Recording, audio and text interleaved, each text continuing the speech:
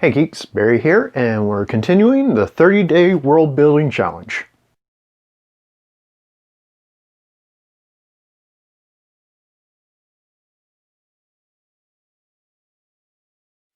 So today is day 6 of the 30-day world building challenge that I've decided to try and do. If you want to keep track or follow along, or even go back and check some of the previous videos, there should be a card that pops up right about here. And that'll go over all the previous episodes.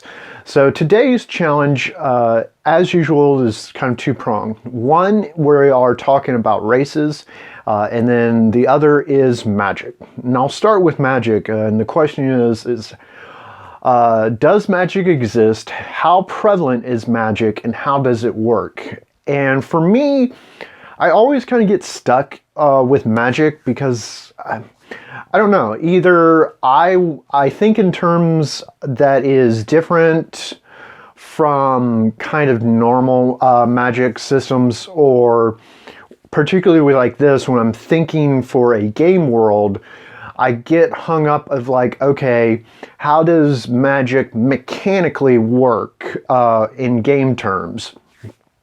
And I always seem to want to try and have different ideas with magic. Generally, for me, I like magic to either be kind of deep and mysterious, very connected to old powers and nature that has been. Or I kind of have images of like anime magic, where you just have this one power that you're really good at, and that's about it. So for this campaign, I'm hitting the same wall, but I think I may have found a workaround, in that I'm borrowing from Final Fantasy VII with their materia system. So magic doesn't exist per se in this campaign world, but materia, I don't know if I'll stick with that or change it, but this materia does.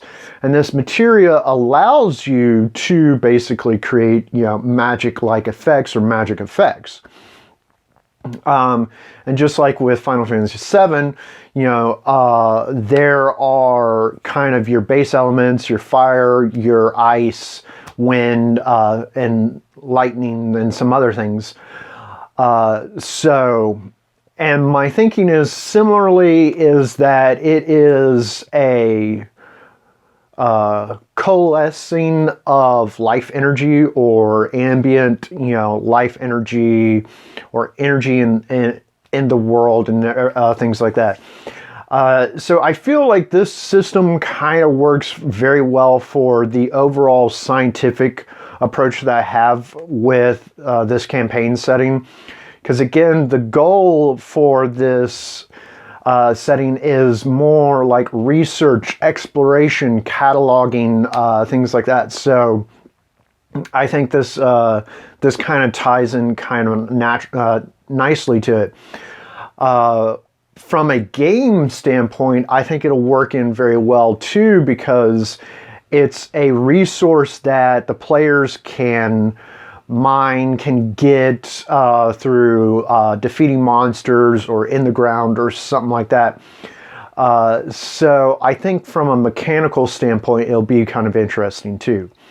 For races, our exercise was to, now that we have kind of a world, or an idea of a world, and we have an idea of where people are living, now we can start asking the question, well, who actually lives here? What are the people like? Does this group of people and this group of people commingle? Do they trade? Are there any kind of relationship difficulties? Is there interracial mixing, things of that nature?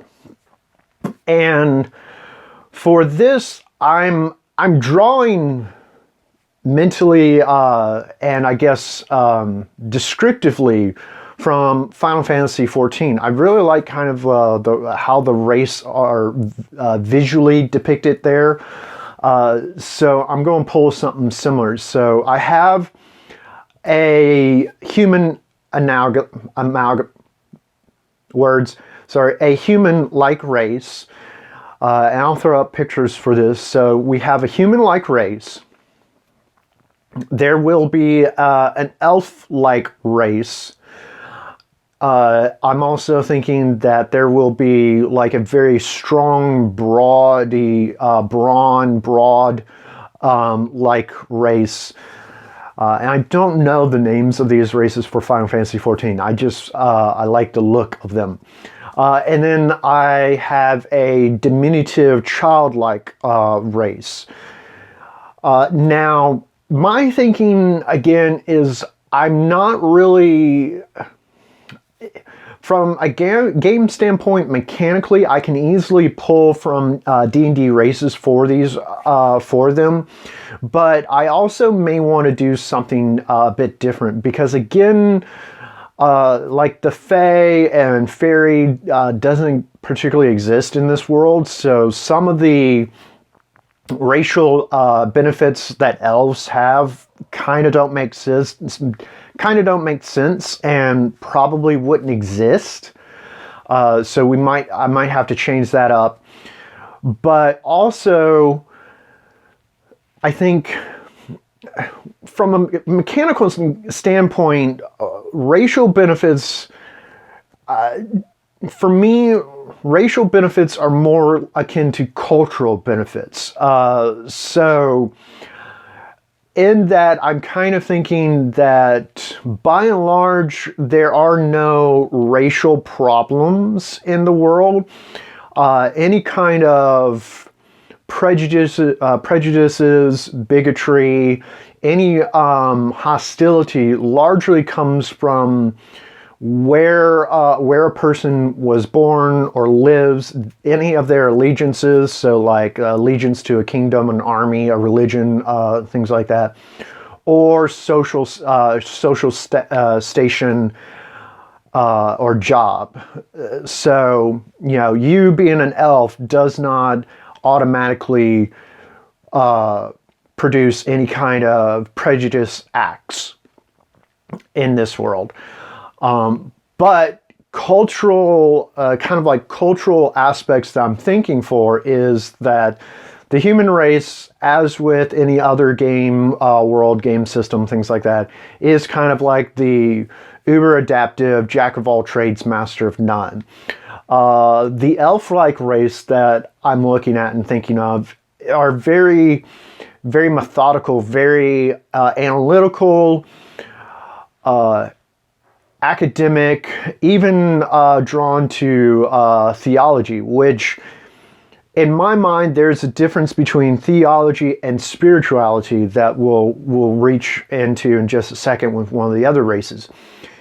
For me, this race, and in my mind, theology is very, again, kind of academic. There are rules, there are formulae, there are catechisms, there's a lot of reading and law and knowledge tied into it. So that's what I'm thinking. These are very kind of bookish, aloof, knowledged people. The brawny people, I don't know if I'm going to make them native of the new world that we're in or the child-esque looking race. I don't know either if it'll be both, either, or one or the other. But the brawny, large, powerful race come from a very, harsh environment.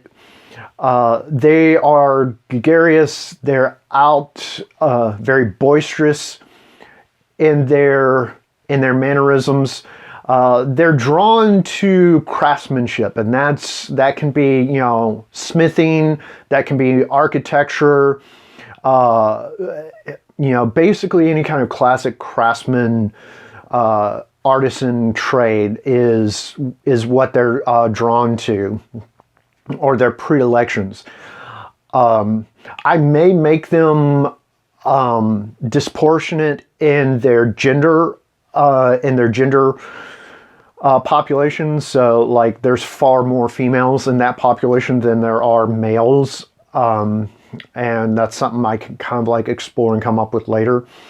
And then with the diminutive child like race, I'm thinking again, similarly, that they will be more spiritual connected. And by that, I mean the very spiritual essence of nature, the great beyond, the afterlife, things like that.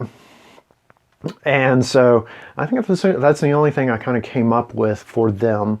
So those are kind of the races. Again, I haven't named them because I feel like their name needs to come from something, needs to mean something. So for us, humans are a shortened amalgamation of Homo sapien, which is like the Latin for upright ape, you know, things like that.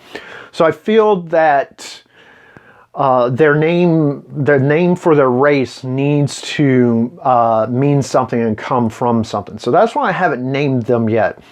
I also haven't named the races yet because, again, the stance for this is largely from a cultural, geographical stance. So most of them won't see a difference unless you are from, another place. So that's it for this episode. Again, as always, love to hear back from you. Here's some other videos you might be interested in. I do vlogs, I do tutorials, so be sure to check those out. In the meantime, hit the like button, hit the bell notification so you see when I post again next time. And like that, I'll see y'all on the other side.